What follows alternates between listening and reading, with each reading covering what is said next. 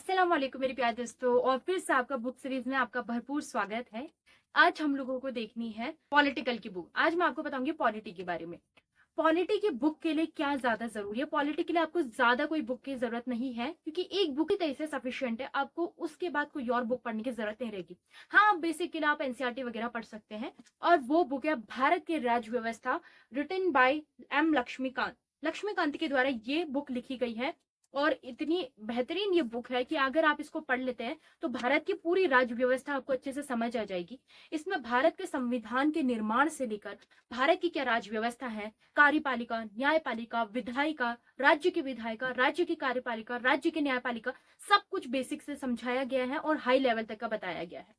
पूरा point wise इसमें बताया गया है। लेकिन हाँ, मैं फिर से यही कहूंगी, जिसने कभी भी पॉलिटी नहीं पढ़ी उसे पहली बार में समझ में नहीं आएगी क्योंकि वन लाइनर बुक है। वन लाइनर मतलब ये कि पूरा बहुत डिटेल में आपको नहीं समझाया गया है कि आपको पूरा स्टोरी बताई जाए, ऐसा नहीं है। लेकिन हाँ, मैक्सिमम इतना है कि आप आराम से समझ जाओगे। लेकिन वो ही समझेगा जिन्होंने पॉलिटी अच्छे से पढ़ी है, जिनको पॉलिटी का बेसिक ज्ञान है। जिसको यही नहीं पता है कि लोकतंत्र के कितने पिलर होते हैं, जिसको कार्यपालिका क्या होती है, न्यायपालिका क्या होती है, वो भी नहीं पता है, तो उसके लिए ये बुक एकदम से नहीं है। तो आपको पहले क्या करना पड़ेगा, आप एनसीईआरटी पढ़ सकते हैं, 6 क्लास की, 7 क्लास की, 9th क्लास की। इसमें जो है लोकतंत्र से रिलेटेड और लोक कार्यपालिका, न्यायपालिका, इसके बारे में बेसिक चीजें बताई गई है। इसमें क्या है ना, एनसीईआरटी में कुछ कहानी के रूप में भी बताया गया। अब इसमें क्या है, इसमें डायरेक्ट आपको बताया जाएगा कि जैसे कि लोकतंत्र में अब इसमें आपको डायरेक्ट क्या बताया जाएगा कि जो कार्यपालिका है यानी कि जो संसद है, संसद में जो लोकसभा है, लोकसभा में कितने मेंबर जाते हैं, उनकी क्या क्राइटेरिया है, उनको हटाने का क्या क्राइटेरिया है। अब ये तो आप तब समझोगे ना कि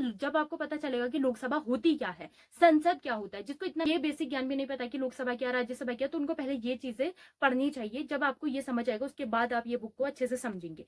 और इसमें ये बताया, अगर आपको नहीं पता कि न्यायपालिका का मतलब क्या है, क्योंकि इसमें डायरेक्ट ये बताया गया कि न्यायपालिका का निर्माण कैसे होता है, न्यायपालिका में कितने जजेस होते हैं, उनके क्या कार्य होते हैं, उनकी क्या शक्तियां हैं, ये सब कुछ बताया गया है। जब आप बेसिक ज्ञान प्राप्त कर लेते हो उसके बाद ये बुक ऐसी है जो आप 3 से 4 बार अगर अच्छे से पढ़ लेते हो तो आपको पूरी भारत की राज्य व्यवस्था अच्छे से समझ आ जाएगी। आपको अच्छे से, ये देखिए मैंने कुछ इस प्रकार से इसमें अंडरलाइन वगैरह भी किया है क्योंकि वही बात है कि इसमें बहुत सी चीजें हैं जो कि कुछ चीजें ऐसी हैं जिसको आपको ज्यादा पढ़ने की जरूरत नहीं है, सिर्फ इंपॉर्टेंट चीजें हैं। और लास्ट में ये कुछ ऐसे अनुच्छेद भी आपको दिए गए हैं, ये अनुच्छेद दिए गए हैं, जैसे कि आर्टिकल 52 क्या कहता है, आर्टिकल 53 क्या है, आर्टिकल 54 क्या है। इसमें आपको सारे आर्टिकल मिल जाएंगे। अभी तक का जो भी संविधान में अनुच्छेद है वो मिल जाएंगे। उसके अभी तक का जो भी संविधान में संशोधन किए गए हैं वो मिल जाएंगे। और नए नए जो भी अनुच्छेद हैं जोड़े गए हैं वो मिलेंगे। बट आप इसको जब भी आप ये एम लक्ष्मीकांत खरीदेंगे तो इसका बिल्कुल न्यू एडिशन खरीदिएगा, क्योंकि इसमें जो भी नई नई चीजें भारत में हुई है वो सब एड ऑन होती रहती हैं। ठीक है, तो ये बुक बहुत अच्छी है, बहुत अच्छे से पढ़ने के लिए है। इसमें दबाव समूह क्या होते हैं ये भी अच्छे से समझाया गया है। जो समितियां बनाई जाती है, लोकसभा की समिति है, उनके क्या कार्य होते हैं।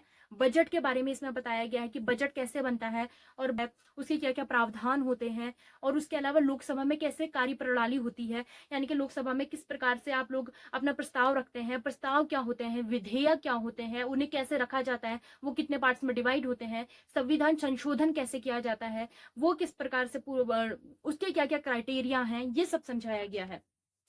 जैसे कि न्यायपालिका के क्या कार्य हैं। और उसके अलावा जो भी संवैधानिक निकाय हैं, संवैधानिक निकाय मतलब जो भी हमारे देश में कार्यपालिका, न्यायपालिका, विधायिका के अलावा उसके अलावा भी बॉडीज है जो संवैधानिक है। संवैधानिक का मतलब है जिसे संविधान में पहले से ही लिखा गया है, संविधान के अकॉर्डिंग बनाया गया है। जैसे कि निर्वाचन आयोग, आर्टिकल 324 में निर्वाचन आयोग के बारे में बताया। निर्वाचन आयोग क्या काम करता है, वो काम करता है हमारे देश में चुनाव करवाने के लिए। तो ये पूरा एक भाग दिया गया है जिसमें आपको सारे संवैधानिक निकायों के बारे में दर्शाया गया है कि कौन कौन से संवैधानिक निकाय है, जैसे महाधिवक्ता, संघ लोक सेवा आयोग, राज्य लोक सेवा आयोग, वित्त आयोग, जीएसटी के बारे में, अनुसूचित जनजाति आयोग। तो इन आयोगों के क्या कार्य हैं, ये कैसे बनते हैं, इसमें कितने मेंबर्स होते हैं, इनका चयन कैसे होता है, ये सब कुछ आपको बताया गया। और ये सारे आपके एग्जाम में बनते हैं। यूपीएससी के लिए तो ये मस्ट है। यूपीएससी के लिए अगर आप पढ़ते हैं तो फिर कुछ इसके बाद पढ़ने की आवश्यकता आपको नहीं रहेगी अधिक।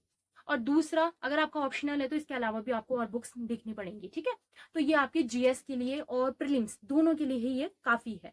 उसके अलावा अगर आपका इससे छोटे लेवल का लाइक ग्रुप सी का एग्जाम है तो वो आप इसको नहीं पढ़िएगा, बहुत बल्कि बुक है, अच्छी खासी मोटी बुक है, बहुत इसमें पेजेस है। लेकिन अगर आपका पॉलिटी में इंटरेस्ट और आपको अच्छे से पॉलिटी समझ आती है तो आप इसको जरूर एक बार पढ़ सकते हैं, क्योंकि कोई भी बुक सिर्फ आपको इसलिए ही नहीं पढ़नी है कि आपको कॉम्पिटिशन एग्जाम में बैठना है। ये बुक आपको ये भी बताती है कि आखिर में सच में आपकी भारत की व्यवस्था कैसी है, आपकी भारत की पॉलिटी कैसी है। तो अगर आप पॉलिटिक्स में अगर आपकी रुचि है तो आप जानना चाहते हैं तो आप ये बुक को जरूर एक बार पढ़ सकते हैं, क्योंकि जब आप इसको पढ़ेंगे ना तब आपको खुद ऐसा एहसास होगा कि आपने सिर्फ इसको पढ़ा नहीं है, आपने इसको समझा है, आपने इसको महसूस किया है। क्योंकि इसके बाद जब भी कोई करंट अफेयर्स बनेंगे तो आपके दिमाग में एकदम से समझ में आएगा। कभी भी न्यूज चल रही होगी, संसद में कोई चीजें चल रही होंगी तो आपको समझ आएगा, क्योंकि आपने पढ़ चुके हैं, आपको बेसिक ज्ञान मिल चुका है, तो आप अच्छे से उसको रिलेट कर पाएंगे, समझ पाएंगे। भारत में कोई नया कानून बनाया जा रहा है, कोई विधेयक बनाया जा रहा है, उसके क्या पीछे रीजन है, ये सब आपको आराम से समझ में आ जाएंगे, क्योंकि इसको पढ़ने के बाद आपकी समझ विकसित हो जाती है अपने भारत की राज्य व्यवस्था को लेकर। और अगर आपकी पॉलिटी में इंटरेस्ट है और नहीं भी है तो कम से कम इसको इसलिए भी पढ़ सकते हैं कि आपके अधिकार क्या है उनके बारे में जान सके। इनको मौलिक अधिकार के बारे में पूरा डिटेल में इसको बहुत अच्छे से समझाया है, नीति निर्देशक तत्व क्या होते हैं, मूल कर्तव्य क्या है, सब कुछ बताया गया है। तो ये इससे हमें ये पता चल जाता है कि जैसे अगर सरकार ने कोई कानून बनाया तो हमें ये पता चलता है कि नीति निर्देशक के अंतर्गत बनाया है या हमें मौलिक अधिकार के रूप में दिया गया है। तो जब आप इसको पढ़ोगे ना तब आपको सब समझ आ जाएगा अच्छे से, देश के कानून के बारे में जानना, क्योंकि देखिए हम इस देश में रहते हो, इस देश के बारे में जानना हमारा फर्ज है। इस देश के कानून क्या होते हैं, कैसे ये देश की राज्य व्यवस्था चलती है, कैसे हमारा देश चलता है, इसके बारे में बेसिक ज्ञान तो हर किसी को होना ही चाहिए, है ना। तो आप ये बुक अच्छे से पढ़ सकते हैं अगर आपका इंटरेस्ट है तब भी, कोई कॉम्पिटिशन एग्जाम की तैयारी कर रहे हैं तब भी। लेकिन मैं फिर से वही कहूंगी, जिसको पॉलिटी अच्छे से समझ आती है, जिसको बेसिक ज्ञान है, वो इसे अच्छे से समझ पाएगा। लेकिन अगर आपने अच्छे से नहीं, आपको अच्छे से अभी नहीं पता है पॉलिटी के बारे में ज्यादा कुछ, तो पहले आप एनसीईआरटी पढ़ सकते हैं, क्लासेस कर सकते हैं। क्योंकि अगर बहुत सी चीजें होती है जो एनसीईआरटी में भी समझ नहीं आती हैं, और बहुत से बच्चे ऐसे होते हैं जिनको लेक्चर्स से ज्यादा समझ आता है, तो आप लोग कुछ यूट्यूब में वगैरह में क्लासेस होंगी, और मैं भी जल्द से जल्द कोशिश करूंगी कि पॉलिटी की भी क्लास लेकर आऊं, तो वो उससे आप लोग देख सकते हैं, उससे ज्यादा अच्छे से समझ आएगा। उसके बाद आप इस बुक को परचेस करके इसे पढ़ सकते हैं, ठीक है। और बाकी इसका सिलेबस आप देख लीजिएगा, जो भी आपको इंपॉर्टेंट लगेगा कि आपके एग्जाम के लिए इंपॉर्टेंट है तो आप इसे खरीद सकते हैं। तो दोस्तों आज के लिए इतना ही, और पॉलिटी के लिए यही बुक्स ज्यादा है, इसके अलावा कोई ज्यादा खरीदने की जरूरत नहीं, यही सफिशिएंट है, ठीक है। बाकी अदर और कोई सब्जेक्ट है जिसके लिए कौन कौन सी बुक्स लगती है वो मैं आपको किसी नेक्स्ट क्लास में बताऊंगी। बाकी और कौन से सब्जेक्ट के बारे में आपको अच्छे से जानना है जरूर मुझे कमेंट कीजिएगा। मिलते हैं नेक्स्ट क्लास में, और ये क्लास अगर आपके काम की है तो इसे ज्यादा से ज्यादा शेयर कीजिए ताकि उन लोगों के भी ये क्लास काम आ सके। तो मिलते हैं नेक्स्ट क्लास में, सब्सक्राइब करना मत भूलना और लाइक करना भी मत भूलना। अल्लाह हाफिज।